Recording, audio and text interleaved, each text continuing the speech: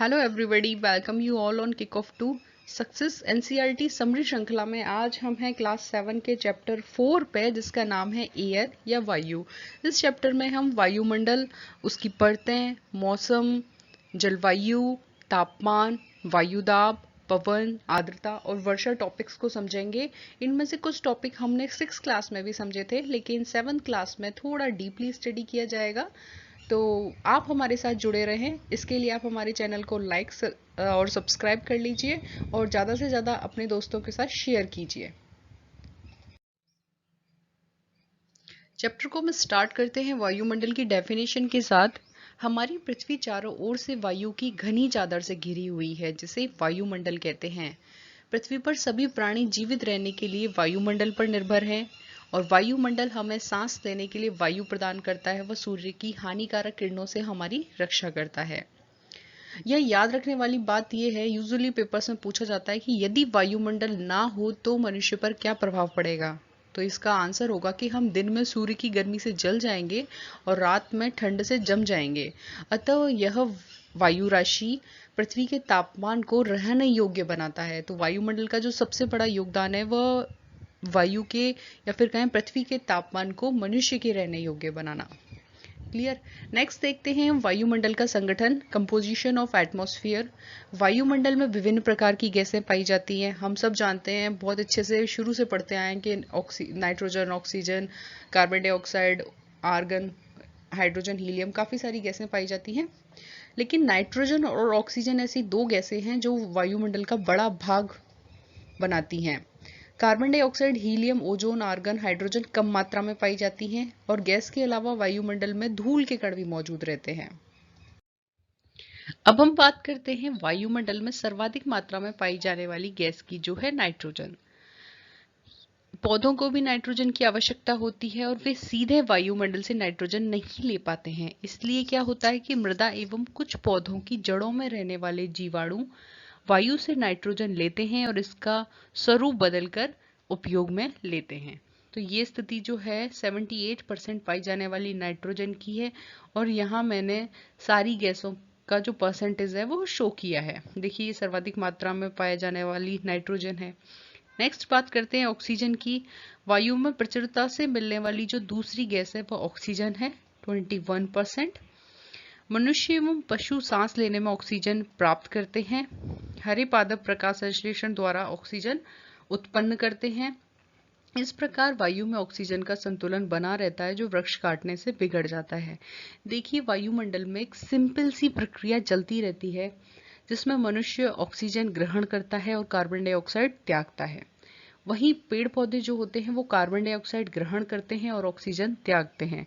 फलस्वरूप यह एक चक्र चलता रहता है, जिससे कि वातावरण जो है वह संतुलित बना रहता है। लेकिन आजकल मनुष्य ने ही अपने निजी स्वार्थ के लिए कार्बन डाइऑक्साइड के अवशोषक वृक्षों को काटने लगा है। फलस्वरूप वायुमंडल में कार्बन डाइऑक्साइड की मात्रा बढ़ने लगी है, जिससे जो जो हानियां सामने आई है वह हम में से किसी से छुपी नहीं है।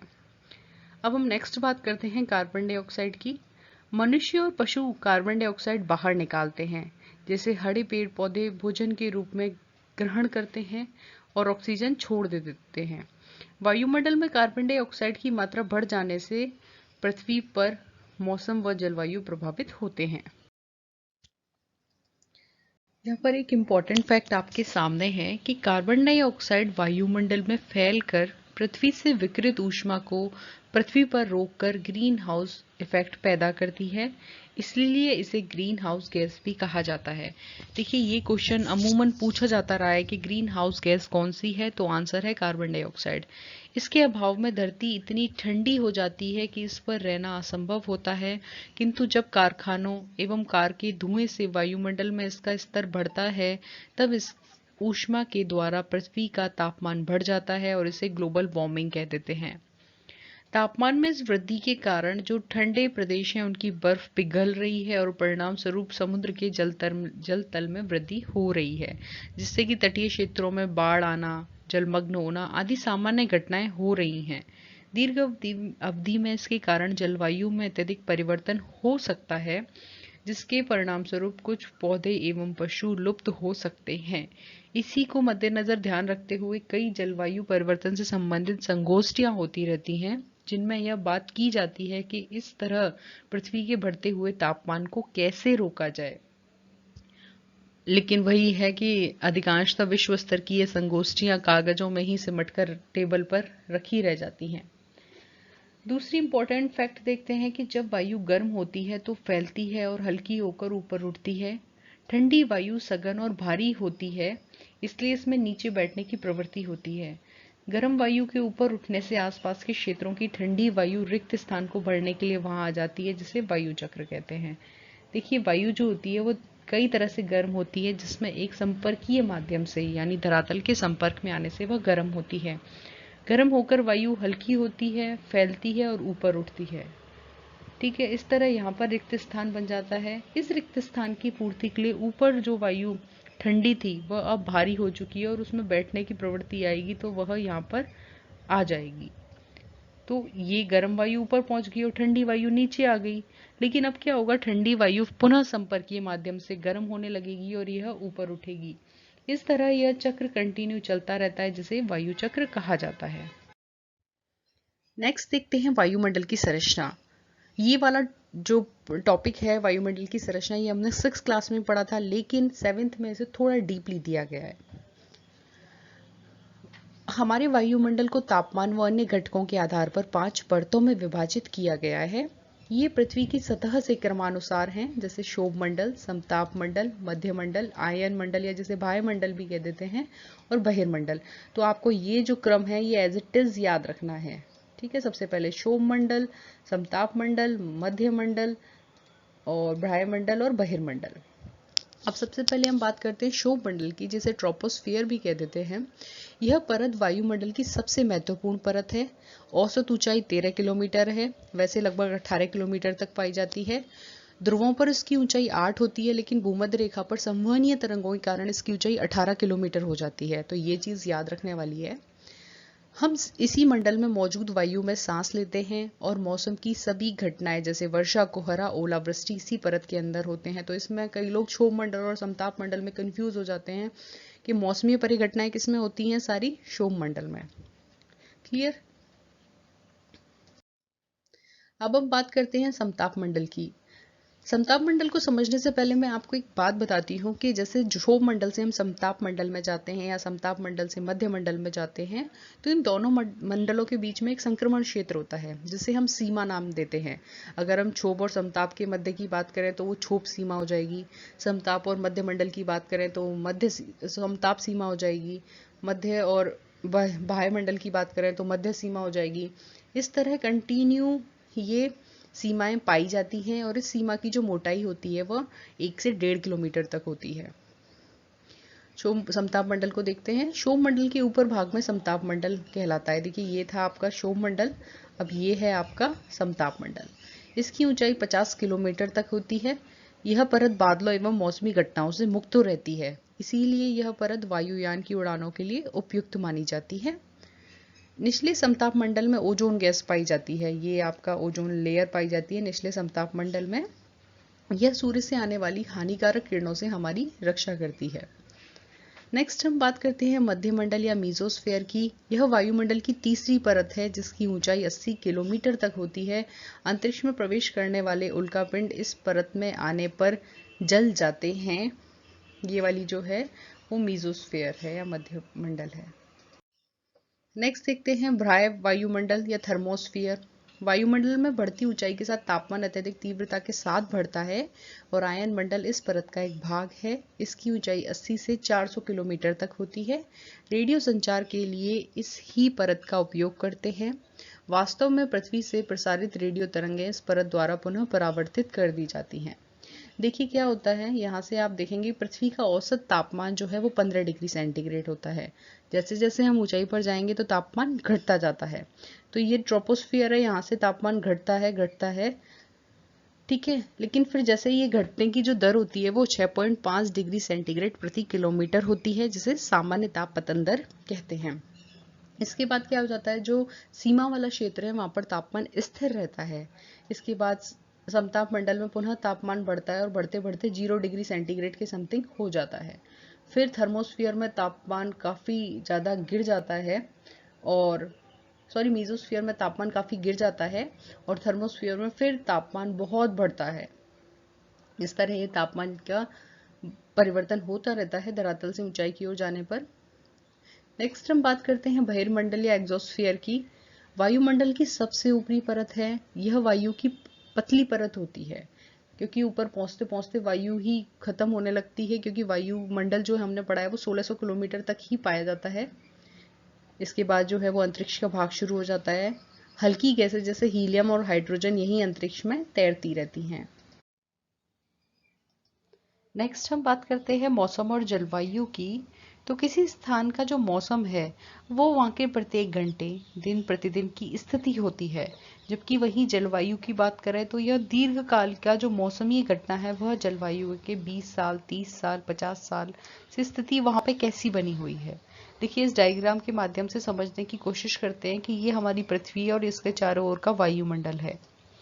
अब ये एक जगह है जहाँ पर सुबह धूप थी, फिर बारिश हो गई और हरा भरा मौसम हो गया, तो ये क्या होगा, यहाँ का वेदर होगा।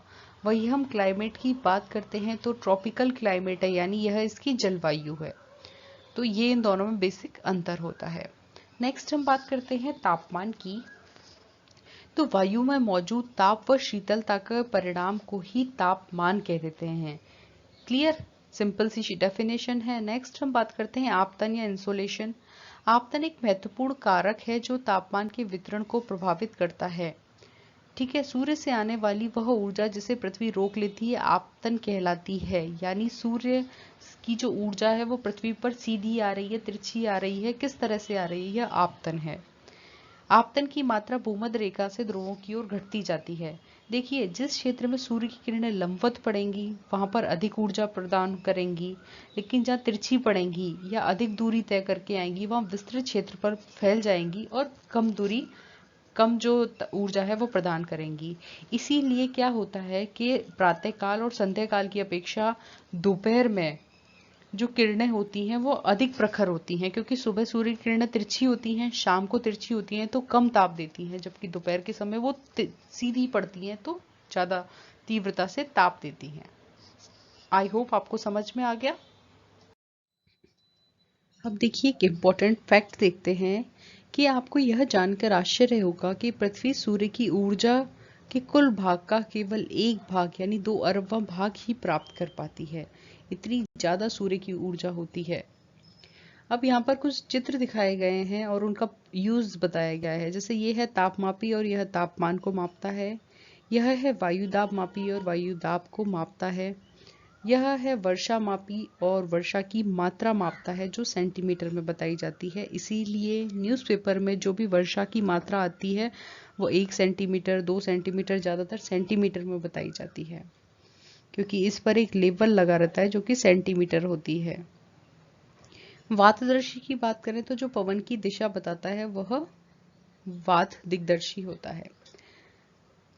तापमान को मापने की इकाई डिग्री सेल्सियस है। इसका आविष्कार एंडर्स सेल्सियस ने किया था। सेल्सियस पैमाने पर जल 0 डिग्री सेल्सियस पर जमता है और 100 डिग्री सेल्सियस पर उबलता है। ये एक फैक्ट है। नेक्स्ट वायुदाब है। वायु हमारे शरीर पर उच्च दाब के साथ बल लगाती है, किंतु हम इसका अनुभव नहीं करते हैं, क्योंकि यह इसलिए होता है क्योंकि वायु का दाब हमारे ऊपर सभी दिशाओं से लगता है। पृथ्वी की सतह पर वायु के भार द्वारा लगाया गया दाब ही क्या कहलाता है, वायु दाब कहलाता है।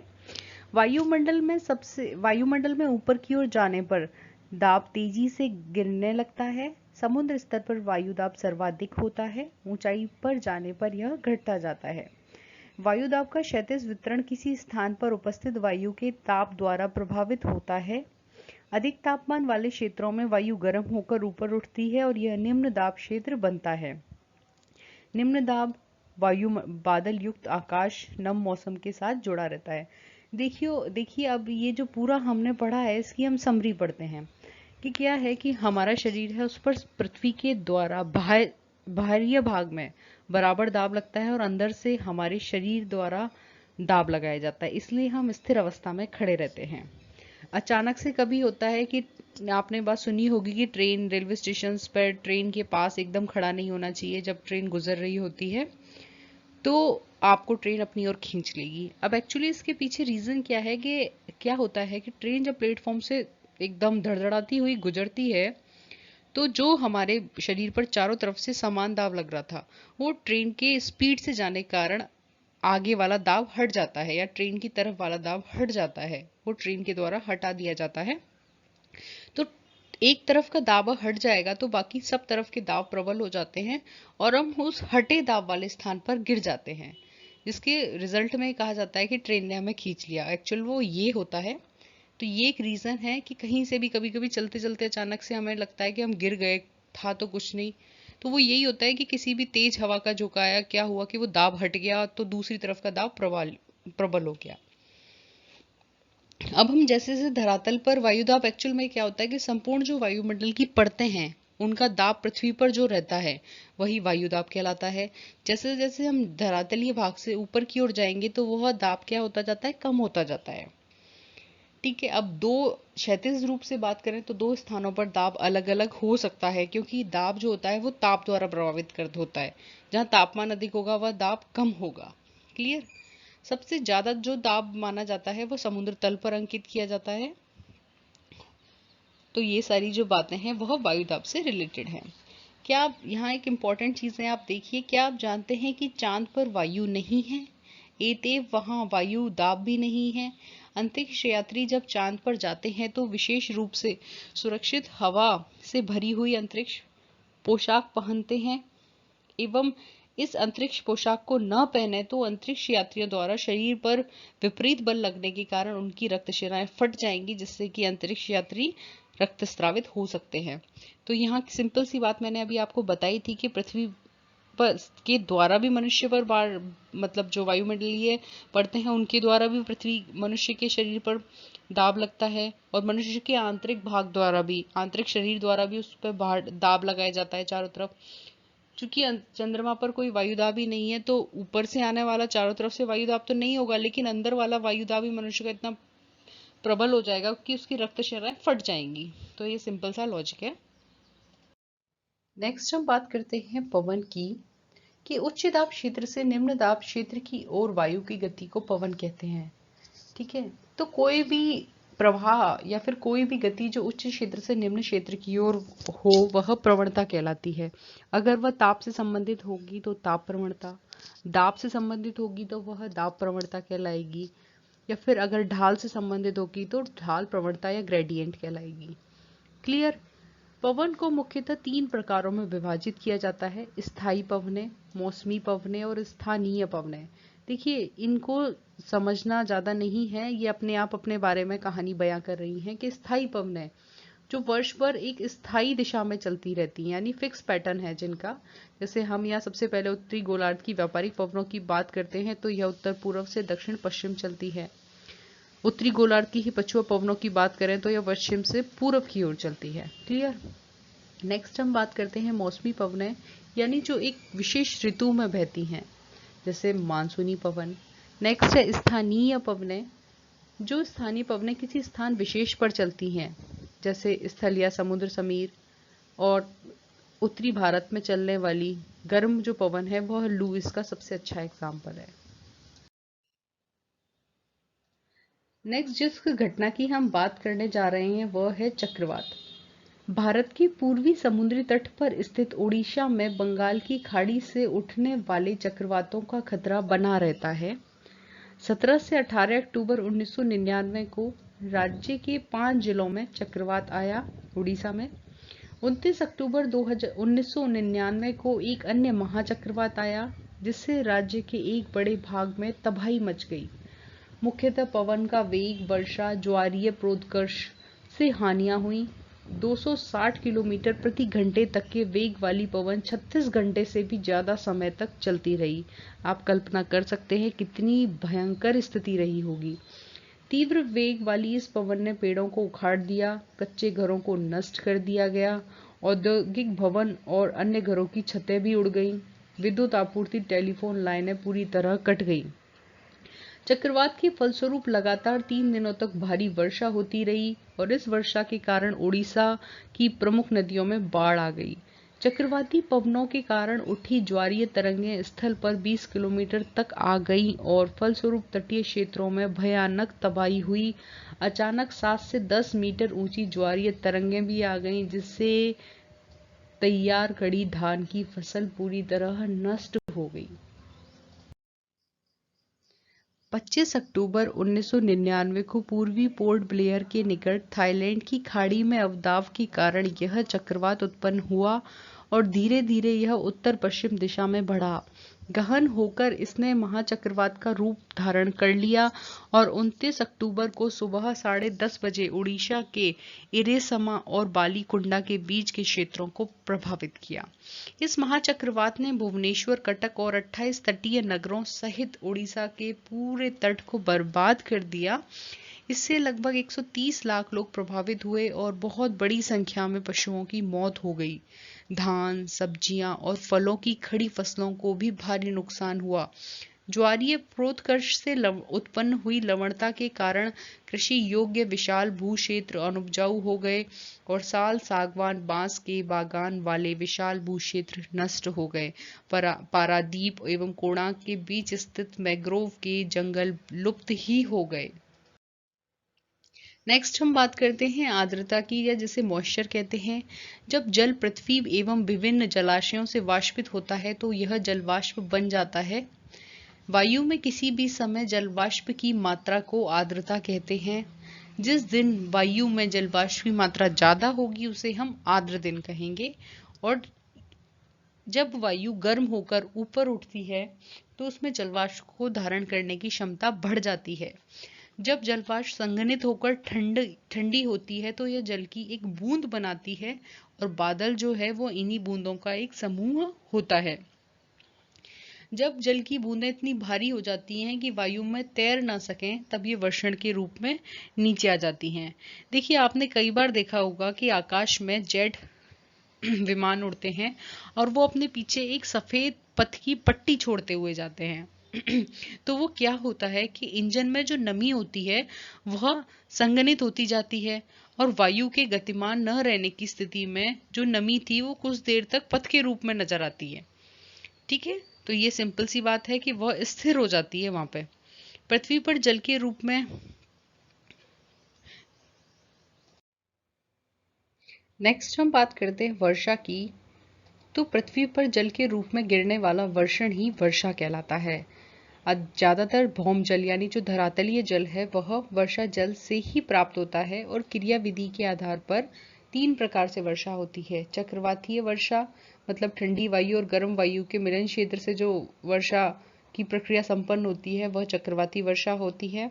सेकंड है पर्वतीय वर्षा, जब आर्द्र वायु पर्वतीय क्षेत्रों पर ऊपर चढ़ी जाती है और जल्दी से संतृप्त होकर हो जाती है तो वह इस प्रक्रिया से जो वर्षा तो होती है वह है पर्वतीय वर्षा।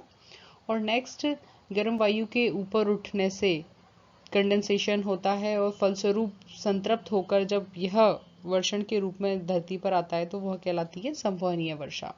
इस तरह से वर्षा के तीनों प्रकार होते हैं और हमारा चैप्टर कंप्लीट होता है। वीडियो को देखने के लिए थैंक यू। अपने फ्रेंड्स के साथ शेयर कीजिए, लाइक और सब्सक्राइब कीजिए। Thank you.